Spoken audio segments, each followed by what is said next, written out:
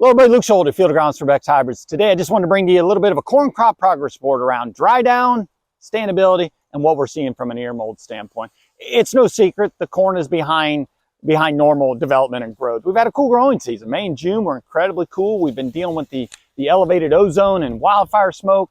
And then we had some dry periods that certainly kind of stalled development and growth. And because we have an extended forecast that's rather cool, I think maybe some of the tendency is to allow corn to dry in the field. However, because of some concerns around standability, I would discourage you from thinking that Mother Nature is going to dry this corn clear down to the point you can dump it straight into the bin for a couple reasons. Now, to date, I'm not aware of any standability issues that are out there. However, there is evidence that would give us signs to say, hey, we need to get that corn machine running maybe sooner rather than later, even if the moisture isn't what we desire. And it kind of all centers around that really dry period that we had in late May and June. We detailed it earlier. We're in the corn show plot.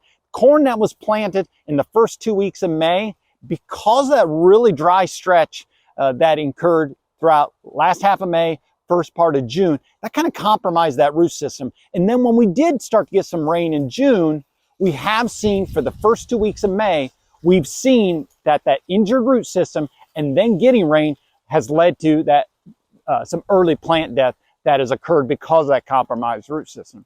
But more notably is the dry weather that ultimately inhibited nutrient uptake, particularly potassium and nitrogen, okay? We're in the London Corn Show plot, and our PFR team here in late July, they actually took some tissue samples of 4 different corn hybrids. And what we found was that leaf that was 4 leaves below the ear leaf, in every one of those 4 hybrids, was actually low in potassium. Potassium is one of those elements or one of those nutrients that we associate to higher quality stalks or higher stalk strength. So if potassium was limited because of lack of soil moisture, our stalks may not stand and may not be as stout as what we'd like, okay?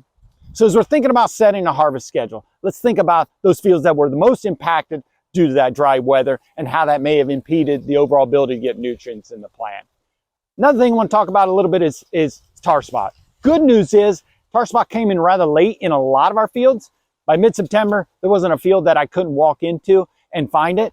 And I don't think that ultimately impacted yield. However, when tar spot becomes more problematic or more pronounced, it's ultimately inhibiting the plant's ability to collect sunlight and produce carbohydrates. So prioritize those fields as well.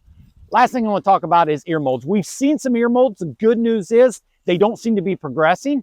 The dry weather we've had over the last 5 or 6 weeks has kind of stalled the development and growth of those ear molds on the end of the year. But as we start to get moisture, if that comes in the form of rainfall or just condensation and dew, we could see those continue to grow because they need moisture. So as you're setting your harvest schedule, here's how I would look at it.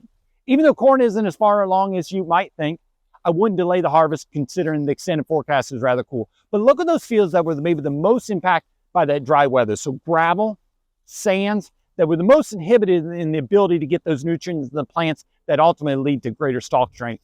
And then if you're seeing ear molds in those fields, I would encourage you to prioritize those as a harvest on that harvest schedule as well. So just some things to be looking at, some things we're seeing in the field that even though we're the first 10 days or so of October, some things to be looking at for the last part of this month and what we want to think about as we start to set that harvest schedule. So as always, if you have questions, give us a call. Thanks for tuning in.